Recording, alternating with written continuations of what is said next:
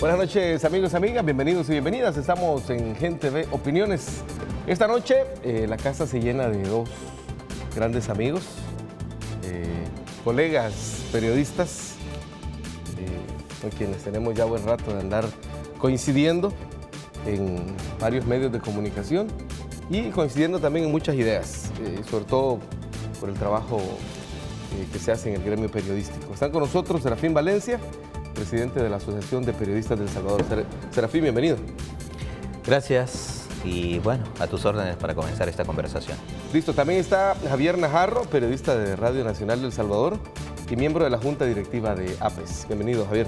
Gracias, Luis. Un gusto estar contigo y participar en este programa tan bien visto por los televidentes de Gente Ve. Buenas noches. Perfecto. Esta noche vamos a hablar de la Mesa de Protección a Periodistas y Trabajadores de la Información. Es una iniciativa que se hizo pública este día, así que tenemos una nota que ha preparado la compañera Georgina Salinas. Veámosla y la tomamos como punto de partida, ¿les parece? Ok. Perfecto, veamos la nota. La labor diaria de hombres y mujeres que dedican su vida a crear las noticias que día a día trasladan a la sociedad los acontecimientos de interés público, ejercen su labor en lugares y circunstancias en las que su integridad física depende únicamente de su astucia, agilidad y de sus propias habilidades para evadir el peligro.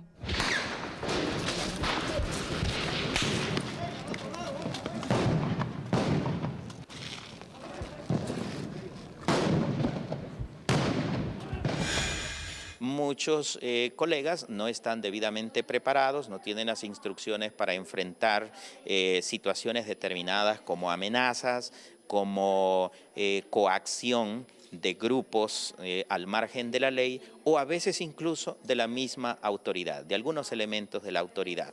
La inseguridad del gremio periodístico también puede reflejarse en una dimensión institucional.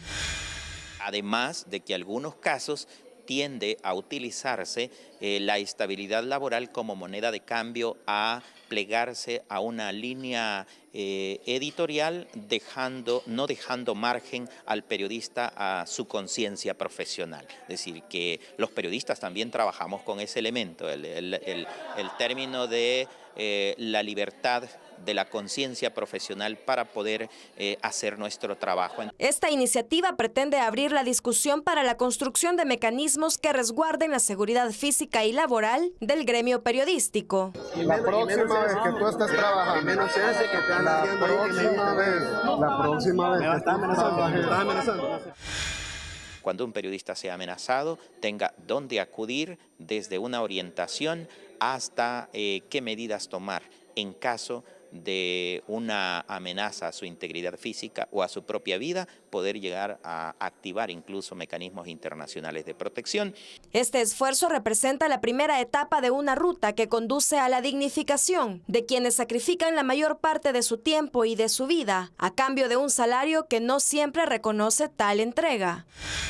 Hablamos de ética en el periodismo, pero muchas veces no se puede hablar de ética, nos decía un colega la vez pasada, cuando tenés a un periodista ganando menos incluso del salario mínimo, cuando tenés a un periodista que no logra llevar el sustento a su familia con esos salarios, cuando tenés a un periodista que por ese salario sacrifica las horas con su familia. Es decir, los periodistas tenemos una dimensión bien difícil de trabajo.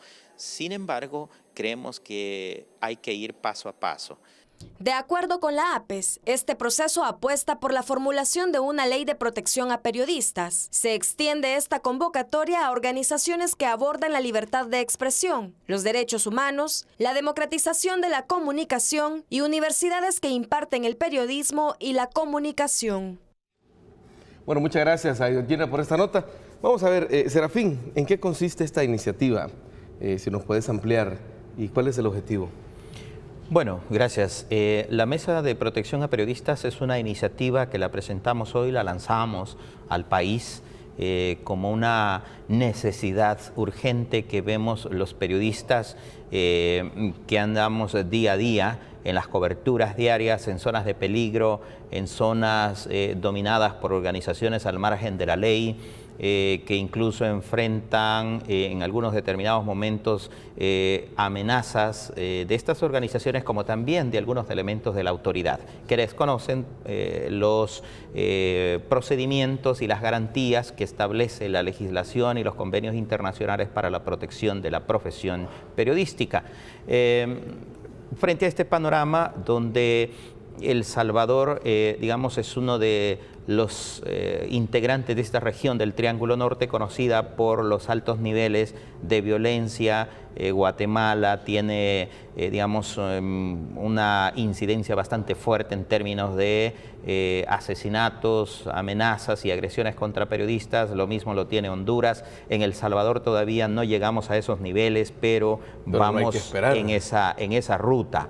En los últimos 24 meses contamos con un registro desde APES de 6 personas relacionadas a medios de comunicación que han sido asesinadas y más de una docena de agresiones a periodistas. Es decir, también tenemos un registro de situaciones difíciles en el trabajo periodístico, pero en menor cuantía. Frente a esa situación, creemos que es necesario entonces impulsar un mecanismo que actúe quizás no de manera preventiva, sino más bien de manera ya actuando sobre algunos casos concretos.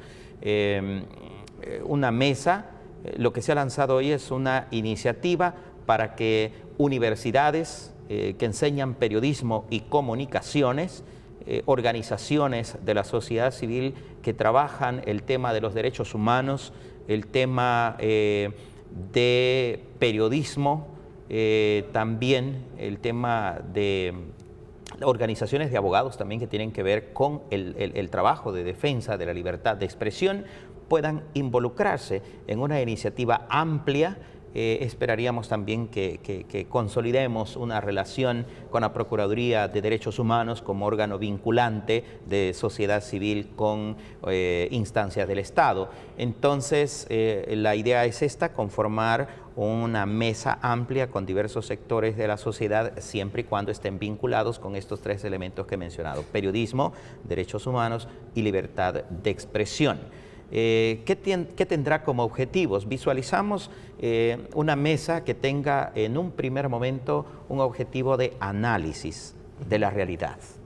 Ubicarnos, hacer un diagnóstico y analizar la realidad en que se hace periodismo en el país. Un segundo paso, la elaboración de informes que puedan ser divulgados a nivel local como también a nivel internacional, con las vinculaciones que tenemos como Asociación de Periodistas, vinculaciones como la Relatoría Especial para la Libertad de Expresión de la OEA, Reporteros Sin Fronteras, Artículo 19, entre otras instancias con las cuales mantenemos algunos vínculos internacionales. Pero adicionado a eso, también un tercer paso es la activación, construir un mecanismo que pueda activarse local e internacionalmente en casos que sea necesario, cuando un periodista sea amenazado y se vea en peligro su integridad física y su propia vida. Sabemos en este momento que hay algunos colegas que han tenido que salir del país por amenazas de grupos al margen de la ley, y que las instancias locales, las instituciones locales no logran garantizar la seguridad para estos colegas. Entonces, ante esa situación han tenido que salir. Esta mesa podría llegar a atender esas situaciones, establecer una ruta de seguimiento a estos casos desde el momento en que se recibe la amenaza, pues dar un seguimiento hasta llegar a activar mecanismos internacionales de protección. Y un cuarto paso es generar políticas públicas de protección también para los periodistas. En ese sentido, se visualiza a más tardar para el primer trimestre de 2017 presentar a la Asamblea Legislativa un proyecto de ley de protección a periodistas, un proyecto de ley que vaya en 2 sentidos. Quizás nos detenemos un poquito ahí, porque eso me gustaría que lo ampliáramos más adelante. Para seguir con lo de la mesa, entiendo que, por lo que decían ahí en la presentación, la mesa busca ser un espacio interdisciplinario. ¿A qué se refiere esto? ¿Y quiénes pudieran ser parte de esta mesa? Lo explicaba un poco Serafín. La idea es vincular en un solo mecanismo a sectores que están vinculados con el ejercicio del periodismo, que están vinculados con la protección de los derechos humanos y la defensa de la libertad de expresión. ¿Quiénes se reflejan en esto? Pues hay, diríamos, como el Instituto de Derechos Humanos de la UCA, por ejemplo, la Procuraduría de Derechos Humanos, las universidades, la academia es muy importante, las universidades que enseñan periodismo, que tienen carreras de periodismo o licenciaturas en comunicación. Y, bueno, la APE es como institución representativa del gremio de periodistas, pero nosotros reconocemos que puede haber otras instancias, ¿no? Tomando, por ejemplo, el caso de Guatemala, en Guatemala, donde se ha conformado ya el programa de protección a periodistas, claro, haciendo las consideraciones, Guatemala es mucho más grande que nosotros, pero allá la propuesta fue presentada por una alianza de 17 organizaciones vinculadas al hacer de derechos humanos y protección a los periodistas, que incluía locutores, que incluía periodistas deportivos y la Asociación de Periodistas de Guatemala, la Cámara de Periodistas de Guatemala. Entonces la idea aquí es primero generar este debate, comenzar con este debate, pero no quedarnos en el debate, para llamar a estos sectores, convocarlos y que le demos ya forma a esto, de cara a no esperar tanto tiempo, ¿verdad? Sino que la idea es tener una estructura organizada, una estructura planteada para presentarla a la sociedad, que en los primeros 3 meses de 2017, ¿no? Lo que decíamos, no esperar a que la situación de violencia en nuestro país contra los periodistas llegue a los niveles que está en este momento como Guatemala o Honduras, ¿no? Bueno, México también está... México, bueno, en México ayer veía, asesinaron a un periodista cuando llegaba a su casa, 8 balazos. Cuando estaba abriendo la puerta para entrar a su casa, 8 balazos. Bueno, es el periodista número 99 que asesina. Pero aquí tuvimos un caso de esa magnitud en San Miguel, ¿fue? Un locutor de radio que lo estaban esperando a la salida. Guadalupe Soto. Sí. Guadalupe Soto. Exacto. Está, él es uno de ellos.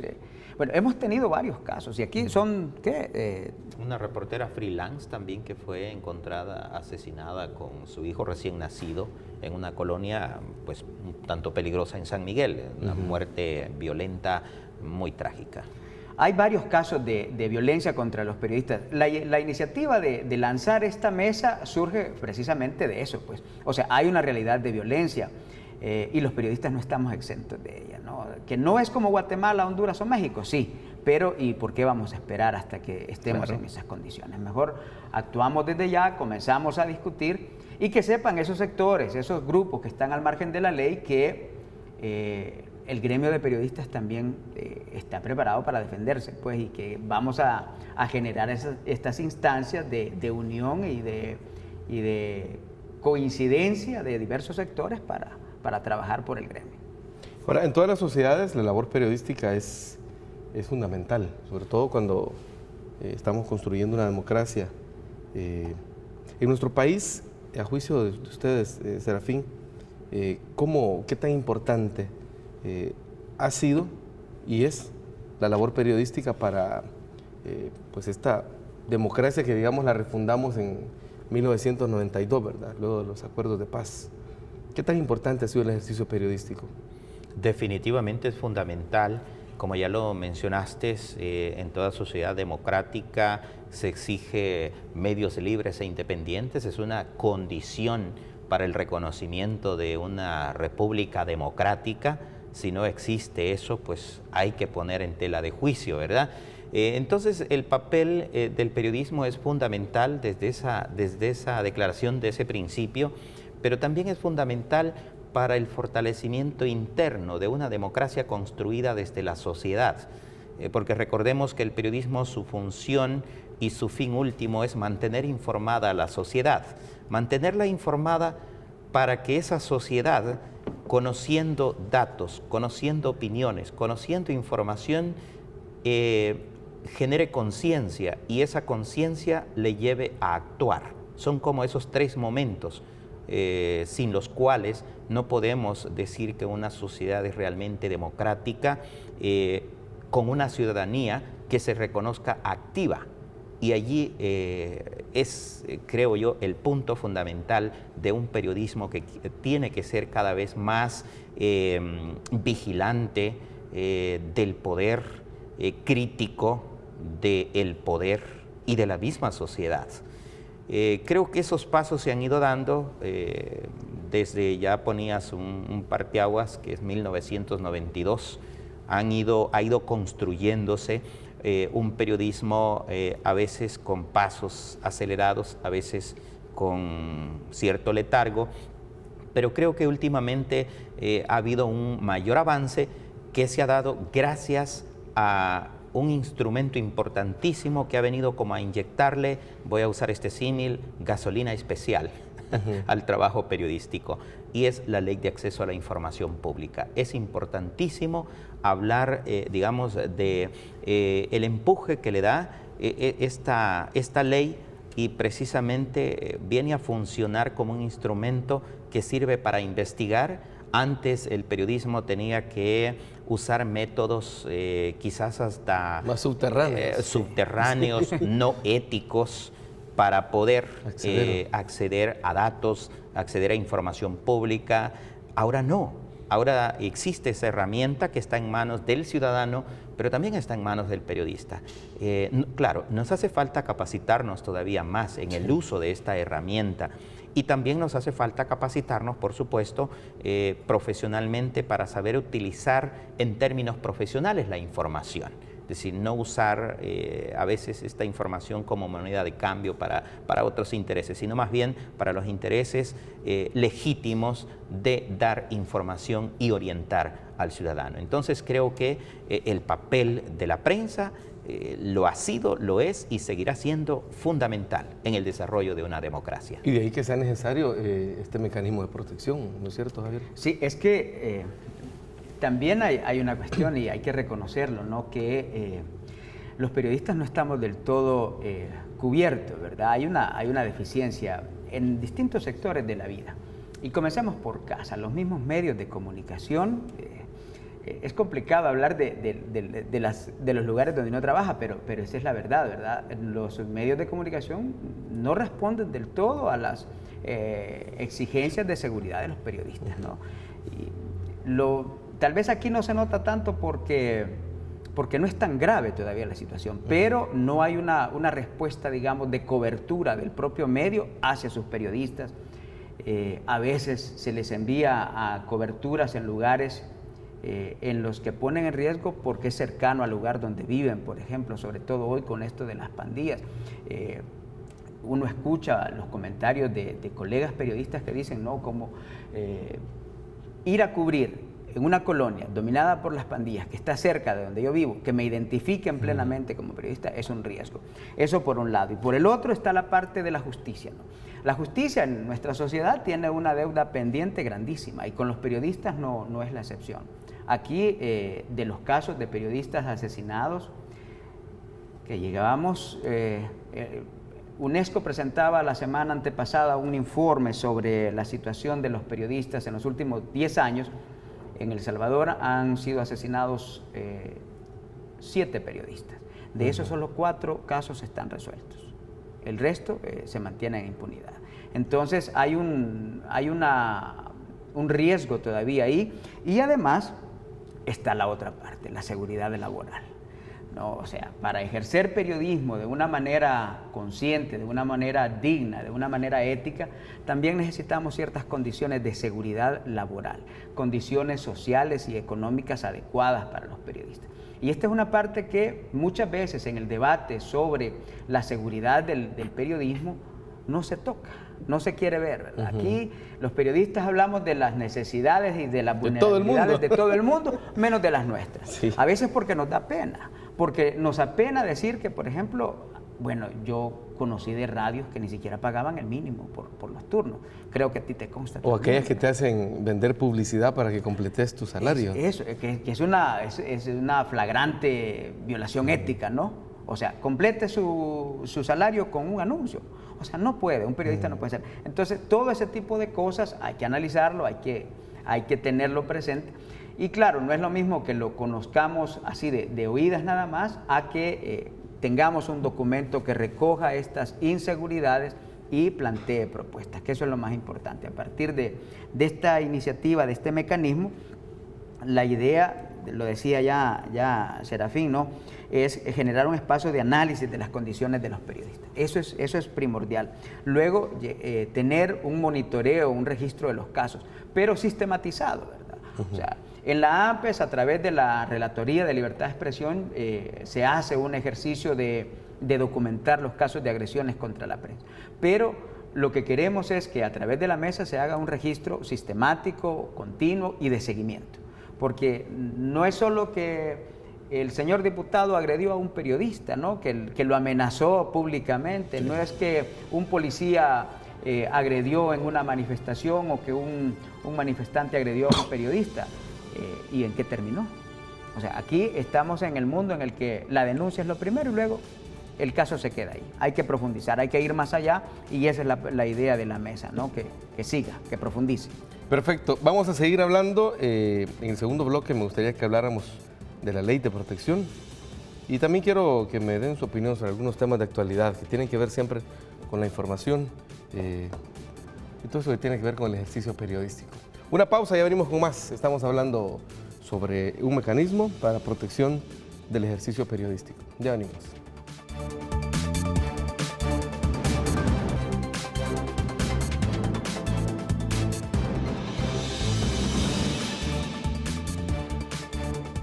Bueno, seguimos hablando sobre el ejercicio periodístico y una iniciativa que busca proteger el ejercicio periodístico. Vamos a ver, la otra línea, que es como esas dos líneas paralelas en el ejercicio periodístico, tiene que ver con la ética. Informar con veracidad, informar con honestidad, que son pilares del ejercicio periodístico. ¿Cómo está en nuestro país el nivel de...? Yo sé que es una cosa difícil de medir, no hay variables matemáticas, ¿verdad?, para medirlo, pero en términos generales, ¿cuál debe ser el papel ético de comunicadores, bueno, toda la gente que nos dedicamos a la comunicación y las empresas? Porque las empresas no están exentas de esto, es decir, no son cualquier empresa, no son empresas que se dedican a vender mangos, ¿verdad?, o a vender llantas. Hacer zapatos. Exacto, sino que elaboran productos informativos que deben llevar, y esa responsabilidad es compartida, ¿no?, profesional del periodismo, pero también la empresa. ¿Cómo están los niveles del ejercicio periodístico en cuanto a ética, honestidad? Mira, como lo has dicho, es complicado hacer estas valoraciones, pero definitivamente el periodismo tiene que, creo, estar permanentemente reflexionando sobre ello, porque es una columna vertebral del ejercicio profesional del periodismo, la reflexión ética permanente.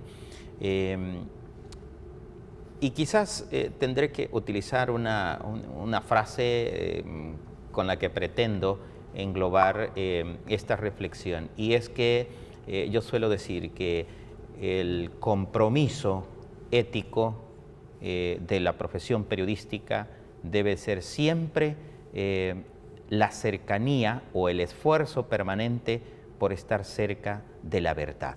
Por supuesto, es la verdad periodística. Y ese debe ser el esfuerzo del periodista y también de la empresa de comunicación para la que trabaja.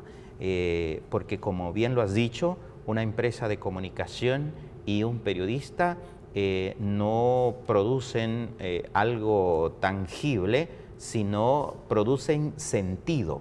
Y al producir un contenido que genera sentido, que interpreta una realidad, es un compromiso muy... es decir, es un compromiso que no se puede tomar a la ligera, porque estás orientando, estás dando pistas de por dónde va una determinada realidad, por dónde va un determinado hecho, por dónde interpretar A o B situación. Entonces, en esto creo que deben de caminar los dos, quizás no de la mano, pero sí en ese compromiso identificado, periodista y empresa de comunicación. ¿Cuál es la realidad? Y no solo en El Salvador, sino es una realidad mundial del periodismo en unos países más que en otros, en el que la línea que divide la empresa es muy frágil con los periodistas, es decir, o con el periodismo. Es decir, que muchas veces la línea editorial o la línea política, si se quiere decir en ese sentido, de las empresas termina afectando, termina permeando las visiones informativas, a veces en contra de los principios profesionales del comunicador, porque sobre todo en Latinoamérica y en nuestro país en específico, se llega a un momento en que las garantías laborales se usan como moneda de cambio para continuar o para establecer cierta estabilidad laboral.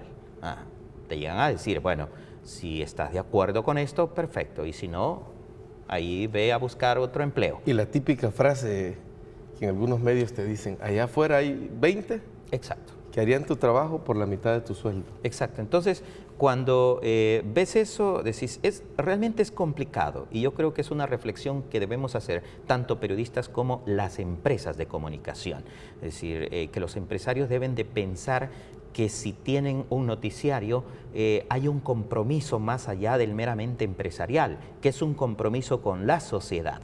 No es una producción, como decías antes, de un producto tangible, un par de zapatos, etc. Pero por otro lado, está también otros compromisos colaterales u otras responsabilidades colaterales de las empresas, vistas en ese sentido de empresas, ¿no? Y me refiero a las condiciones laborales y sociales del mismo trabajador de prensa. Hablo de trabajador de prensa porque ahora la profesión del periodista no es solamente el reportero que va y recoge los datos y finalmente elabora una noticia, sino también en ese proceso hay otros actores. En el caso de la televisión existe un camarógrafo, en el caso de la radio existe un técnico que colabora también en ese proceso informativo. Y cuando un periodista, cuando un trabajador de prensa no tiene las condiciones suficientemente garantizadas para su subsistencia, me refiero a bajos salarios, a condiciones de inseguridad permanente en su trabajo, más allá de la inseguridad por la violencia, sino la inseguridad de estar justamente en estos días pensando si va a continuar a partir de enero o su contrato se termina el 31, el 30 de diciembre, eso es complicado. Es decir, aquella típica incertidumbre que se genera en la empresa a saber si van a mover el palo. Con los remesones que hemos visto en estos últimos meses. Este año hemos tenido, APES ha registrado 4 procesos masivos de despidos de empresas. Y cuando hablo 4 procesos de despidos masivos, me refiero a despidos de no menos de 6 periodistas en diferentes medios de comunicación, medios electrónicos, televisión y algunas radios. Entonces, esa es otra arista también que hay que analizar. Es decir, cómo poder hablar de ética, cómo poder maniobrar con esos principios éticos cuando existen esas condiciones. Por supuesto, aquí viene otra valoración, y es que desde mi punto de vista la ética también es una construcción de principios y valores que no la adquirís, por supuesto, en la universidad o en el trabajo diario en donde andás, sino más bien tiene una génesis en la fundamentación desde la familia, ¿verdad? Desde ese proceso de socialización cuando uno es pequeño, cuando uno es niño, y que se fortalece en la medida que va socializando en los siguientes escalones. Si esos procesos de conocimiento no han sido fuertes, llegamos a una etapa a estas alturas en la que es muy difícil poder hablar de un ejercicio ético, de una profesión, cualquiera que sea, no solo el periodismo, sino de un ejercicio ético de las profesiones cuando la misma sociedad está imbuida en esas condiciones. Pero desde APES nosotros llamamos a nuestros colegas a hacer, en la medida de lo posible, un ejercicio ético, y tenemos un código de ética. La profesión del periodismo tiene un código de ética que es una serie de principios que deben de enmarcar el ejercicio periodístico para evitar caer en errores e incluso en algunos casos rayar contra el cometimiento de abusos al ejercicio de libertad de expresión. Y que es una línea bien delgada, ¿verdad? Porque se pueden cometer esos errores. Ahora, Javier, uno de los primeros ejercicios de análisis dentro de la mesa entiendo que es la creación de un proyecto de ley. ¿Cuál es el proceso que se debe seguir para hacer eso? La idea del proyecto de ley de protección a los periodistas está, digamos, como comenzando a surgir, ¿no? Y surge precisamente de la necesidad de tener un cuerpo legal que proteja al periodista en la parte de la inseguridad física, pero también en la parte de la seguridad laboral, ¿no? O sea, no es únicamente el riesgo de lo que te sucede en la calle, sino también de lo que te sucede en el trabajo, ¿no? En cuanto a las condiciones en las que están. Estamos por lanzar el próximo año esta iniciativa, un proceso de discusión, que es lo primero. O sea, no podemos, ya no están en los tiempos de crear leyes desde mi escritorio y lanzarlas para que me las aprueben. La idea es... No prosperan, ese tipo de proyectos ya no prosperan en este país, afortunadamente. Terminan engavetados, sí. Aunque antes así era la manera claro. de proceder con la legislación. La idea es lanzar una propuesta. Este ejercicio ya comenzamos con eso en el lanzamiento de la iniciativa. Esta mañana también se hablaba de esta posibilidad, de esta necesidad, y el próximo año también desde APE vamos a hacer el lanzamiento de la iniciativa para la formalización de un proyecto de ley de protección a los periodistas, amarrado, claro, desde la mesa, ¿no? La idea es que tenga respaldo social, respaldo de la sociedad civil, que esté involucrada en el proceso de la mesa de protección a periodistas, y que ese respaldo social pueda convertirse también en respaldo político. Hay que recordar que aquí hay que ir a negociar, ¿verdad? Ojalá no nos vayan a pedir cosas que no estamos dispuestos a dar, ¿verdad? Porque eso es lo que pasa. Aquí las cosas se negocian de otra manera. Cuando llegan a la parte política, a la asamblea, a veces toman otro giro, ¿no? APES, cuando comenzó con la ley de acceso a la información pública, que a estas alturas nadie se acuerda que los primeros que impulsaron un proyecto de ley de acceso a la información fue APES.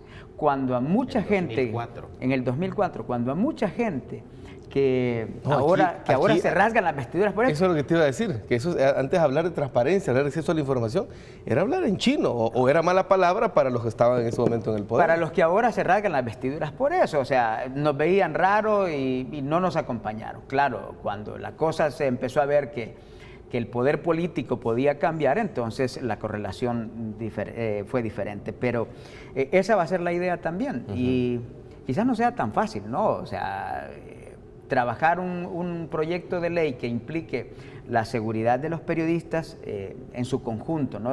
Viendo la vulnerabilidad, más que la inseguridad, la vulnerabilidad de los periodistas, seguramente no va a ser tan difícil, no va a ser tan fácil.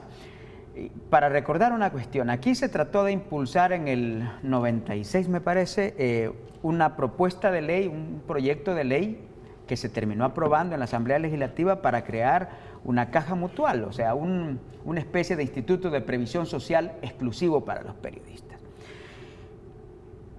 Se tuvo primero el rechazo del Diario de Hoy. El Diario de Hoy lanzó una campaña de ataque contra APES muy fuerte. Estaba en esa época el señor Lafit Fernández en el Diario de Hoy, fue uno de los mayores opositores, pero a pesar de todo se logró aprobar en la Asamblea Legislativa y se creó el proyecto de ley. Nos lo vetó el expresidente Flores, claro, atendiendo toda esa serie de ataques que hubo, unos públicos, otros más en privado, pero no se creó. ¿Qué era lo malo? Que los periodistas tuvieran un instituto de previsión social, de protección a los periodistas. O sea, ¿qué era lo malo? ¿En qué le afectaba a una empresa periodística? Al contrario, les ayudaba. Lo tiene Guatemala, lo tiene Honduras, lo tiene Costa Rica, tiene Panamá. Todos ellos tienen un instituto de previsión social del periodista, un mecanismo de protección social para los periodistas. Aquí no lo tenemos. O sea, cosas como esa nos hacen prever que posiblemente no sea tan fácil, pero hay que hacer el intento. Y quizás ni lo veamos nosotros, pero igual hay que hacer el intento de llegar a eso. Ahora, Serafín, ¿qué elementos debería contener? Obviamente es una construcción que está en proceso, que apenas se inicia, es una construcción colectiva, exacto, que hay que hacer. Pero ¿qué elementos te parece que debería tener una ley de este tipo? Mira, fíjate que en el ámbito de las relaciones laborales, bueno, es tierra nueva, es tierra virgen. Es un aspecto que nunca se ha abordado más allá de las denuncias que se saben hacer cuando hay despidos injustificados. Que eso puede ser algo positivo o algo negativo, dependiendo de cómo claro, se aborde, ¿verdad? Claro. Por ejemplo, hoy en la mañana conversaba con una colega y me decía, mira, en el ámbito de las relaciones laborales de los periodistas estamos tan complicados que hay por ahí un medio de comunicación que cobró, hizo algunos descuentos de ley, por ejemplo, de renta, desde 2000, creo que es 2012, 2013, y hasta la fecha no los reportó a Hacienda. El tema es que estas personas están como en una especie de limbo porque tienen ahora complicaciones con el fisco. Entonces, esas son dificultades terribles que están ahí y afectan las relaciones laborales.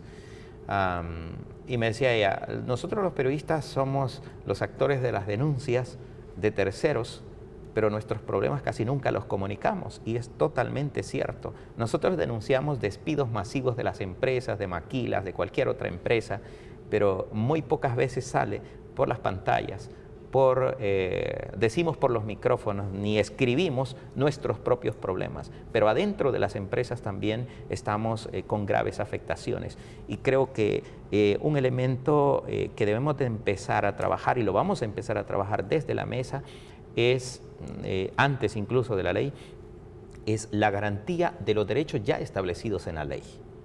Hay derechos que se están incumpliendo y que basta establecer, diríamos, un diálogo con los empresarios para que esto se comience a implementar. Es decir, no buscamos la confrontación, buscamos diálogo, simple y sencillamente. En la ley tendrían que establecerse algunas cuestiones como por ejemplo, garantías de contratos colectivos, la necesidad de establecer contratos colectivos que le den estabilidad en el mediano plazo a los colegas. Además, revisar y modificar algunos tipos de contratos que tienen algunas empresas. Tenemos entendido que hay algunas empresas grandes que establecen condiciones lesivas a los trabajadores en esos contratos, como por ejemplo que no podés utilizar algunos conocimientos adquiridos dentro de esa empresa una vez estás fuera de ella.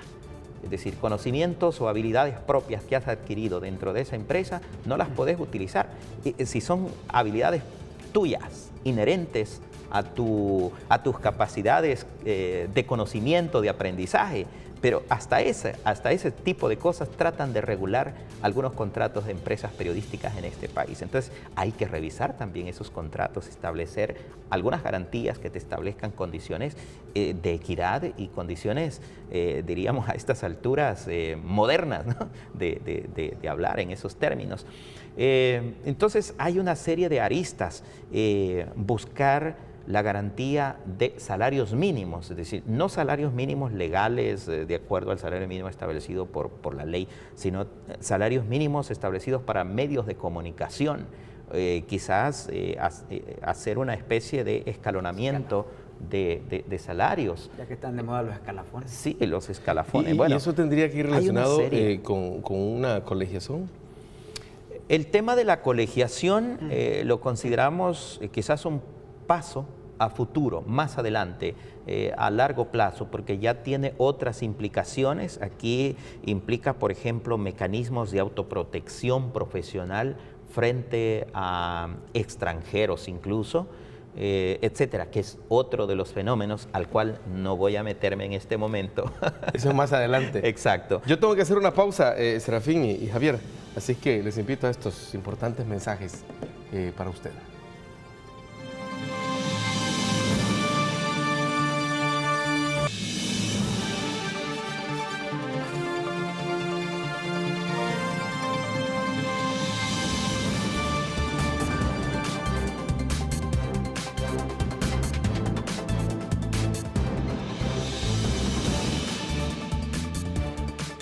Seguimos conversando con dos grandes amigos, grandes periodistas, colegas, Javier Najarro y Serafín Valencia.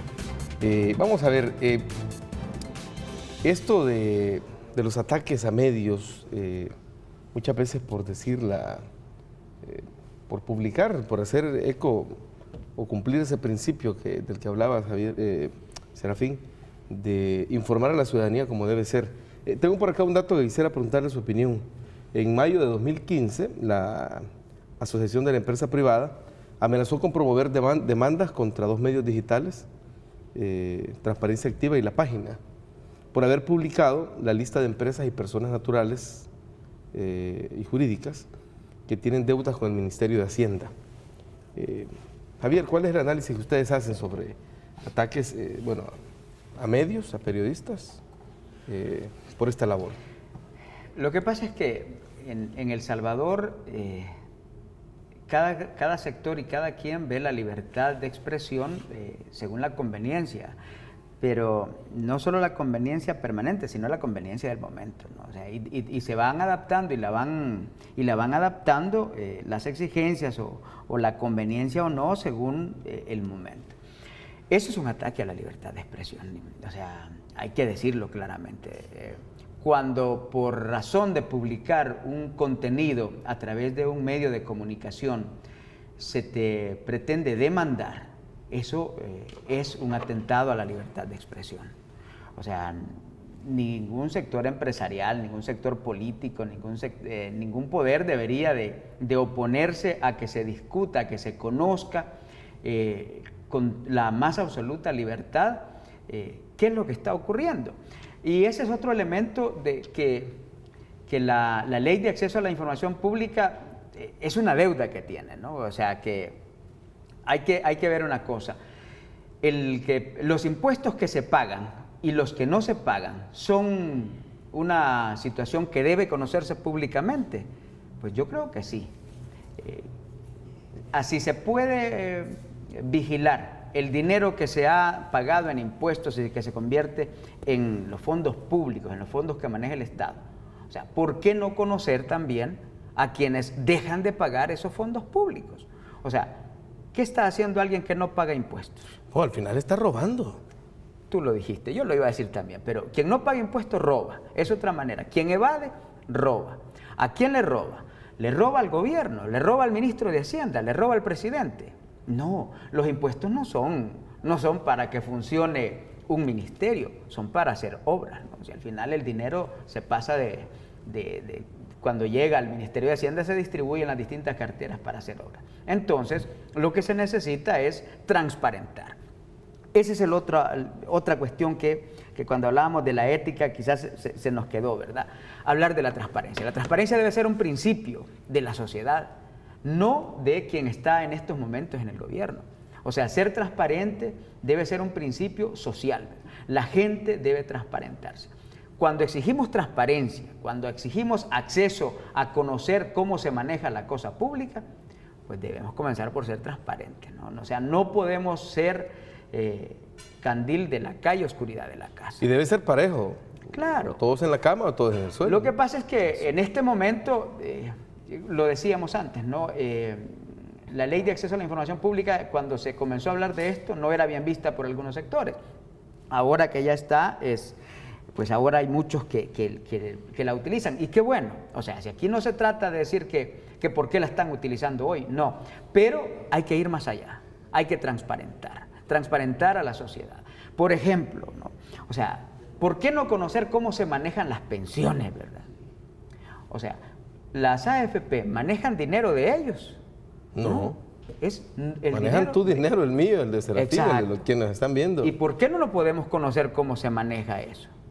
O sea, la ley de acceso a la información debe ir más allá de lo que hay ahora, porque son bienes públicos. No son públicos en el sentido que son del Estado, pero sí son del público. Y el público tiene derecho a conocer cómo se está manejando. Y así hay otra serie de cosas. Pero, volviendo a tu pregunta, Luis, cuando se trata de vulnerar el derecho a informar y el derecho de la gente a conocer, se está atacando la libertad de expresión también. Y eso es lo grave.